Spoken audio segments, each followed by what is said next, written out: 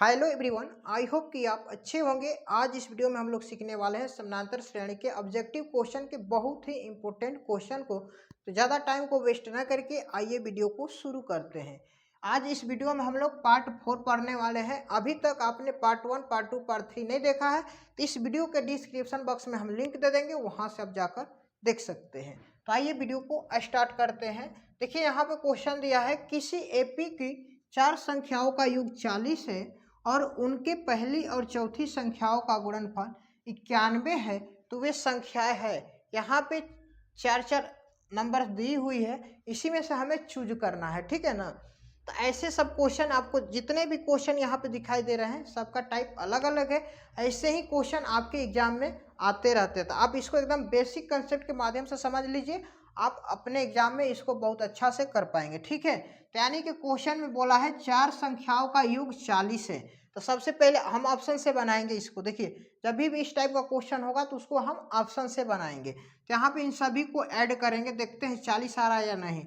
9 7 16 17 3 20 carry 2 2 2 4, यानी कि 40 आ रहा है। अब इसको देखेंगे 6 8 14 2 16 4 20 कैरी 2, यहाँ पे 2 2 4, ये भी 20 आ रहा है। अब इसको देखेंगे 4 7 11 9 20 कैरी 2 2 और 2 4, यानी कि तीनों यहाँ पे ऑप्शन जो है तीनों में देखेंगे तो सबका योग क्या आ रहा है, 40 आ रहा है। चलिए ये तो बात क्लियर है कि सभी में ठीक है। और यहाँ पे आगे बोल रहा है उनके पहली और चौथी संख्याओं का गुणनफल, पहली और चौथी। यहाँ पे पहली यानी कि ये पहली और ये चौथी, पहली दूसरी तीसरी चौथी, पहली और चौथी का हम गुणनफल करेंगे, मतलब गुणा करेंगे तो क्या आना चाहिए, 91 आना चाहिए। तो देखते हैं 7 में 13 से गुणा करेंगे तो 91 आ रहा है, ठीक है। अभी आगे चलते हैं, इसमें देखते हैं 6 में 14 से गुणा करेंगे तो होगा 84, और इसमें करेंगे 4 में 19 से गुणा तो क्या होगा 76। तो यानी कि करेक्ट आंसर क्या हो जाएगा, ऑप्शन ए, क्योंकि इन सभी संख्याओं को जोड़ने पे 40 तो आ रहा है और पहली और चौथी का हम गुणनफल कर रहे हैं तो क्या आ रहा है, 91 भी आ रहा है। यानी कि ऐसे सब क्वेश्चन होगा तो आप ऑप्शन थ्रू बनाइएगा, ठीक है ना, सेकेंड में बन जाएगा। नेक्स्ट क्वेश्चन है, प्रथम 200 प्रकृत संख्याओं का योग है। प्रथम 200 प्राकृत संख्या किसे कहते हैं, प्राकृत संख्या वैसी संख्या होती है जो 1 से स्टार्ट होती है, 1 2 3 डॉट डॉट डॉट अनंत तक चली जाती है, ठीक है। यहाँ पर हम बना रहे हैं, ध्यान से देखिएगा, यहाँ पे 1 2 3 डॉट डॉट डॉट, इसका कभी भी अंत नहीं होता है, ठीक है ना। अब यहाँ से हम a बराबर निकाल लेंगे 1, d बराबर निकालेंगे a2 माइनस a1, तो यानी कि 2 में से 1 माइनस करेंगे क्या होगा, 1 हो जाएगा, ठीक है।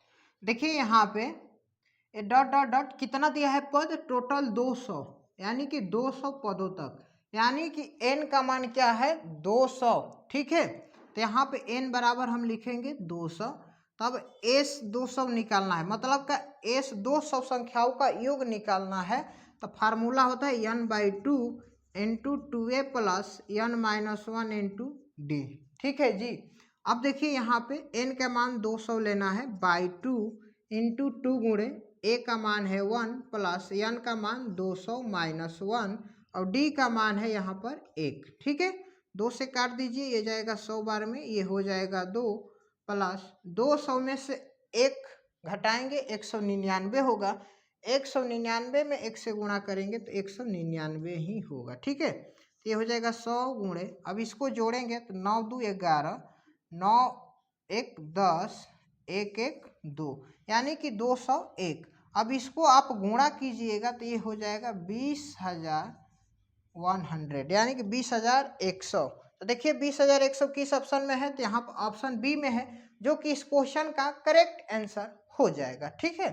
देखिए लास्ट क्वेश्चन है, 107 और 253 के बीच 5 से विभाज्य संख्याओं का योग क्या होगा। यहाँ पर ऑप्शन दिया हुआ है, तो सबसे पहले 107 है और 253 के बीच में हमें देखना है कि 5 से डिविजिबल कौन सी संख्या है। तो 107 तो 5 से डिविजिबल नहीं होगा, ये डायरेक्ट 110 होगा, ठीक है, जो कि 110 5 से डिविजिबल है। अब 110 के बाद होगा 115 120 dot dot dot dot dot, अब 253 तो है नहीं 5 से डिविजिबल, तो यानी कि इससे कम आएंगे तो ये 250 हो जाएगा। ठीक है, तो अब यहाँ से एक हमारा AP बन गया। क्या बन गया जी? AP बन गया है। तो यहाँ से हम A का मान निकालेंगे तो ये होगा 110।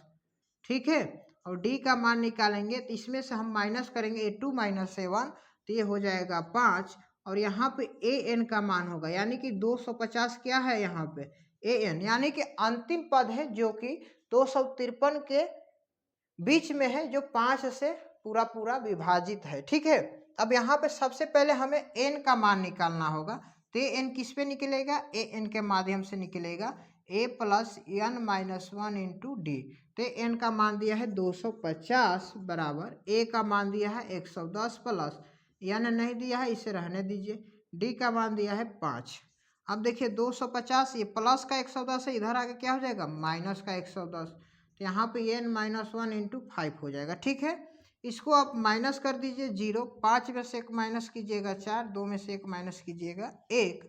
अब यहाँ पे देखिए क्या बचा है n - 1 × 5, 5 से इसको काट दीजिए, ये जाएगा आपका 28 बार में। कितने बार में? 28 बार में। 5 दूनी के 10, 5 8 40। और यहाँ पे माइनस में के इधर आ क्या हो जाएगा प्लस में, यानी कि n का मान आ गया 29।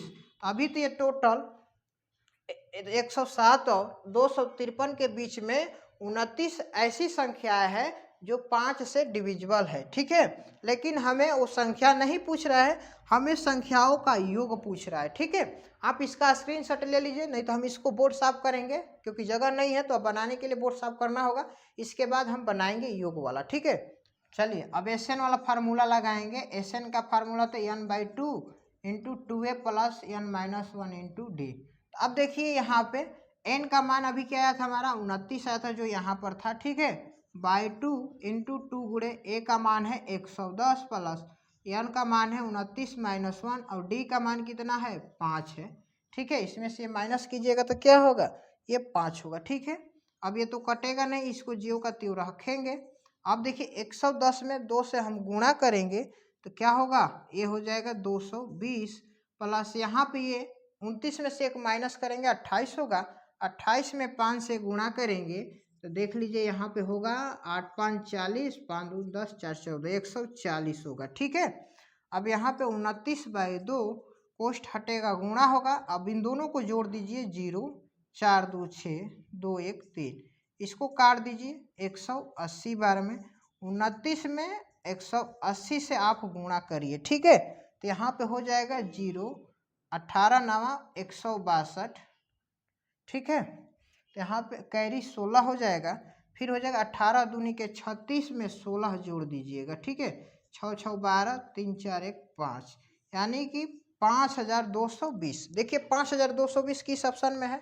ऑप्शन ए में है, जो कि 5220 आ रहा है। ठीक है, आई होप कि अभी तक हमने जितनी सारी क्वेश्चन बताया अब समझ में आ गया होगा। बाय द वे नहीं भी समझ में आया तो वीडियो को 1 से 2 बार होकर फिर से देखिए, हमें उम्मीद है आपको जरूर समझ में आएगा। वीडियो अच्छा लगा हो तो लाइक कर दीजिए, चैनल पर आप पहली बार हैं तो चैनल को भी सब्सक्राइब करके बेल आइकन को ऑल पर प्रेस कर लीजिएगा, क्योंकि इसी तरह के और सारे नए नए वीडियो आपको टाइम टू टाइम मिलते रहेंगे। तब तक के लिए आपका बहुत बहुत धन्यवाद। जय हिंद।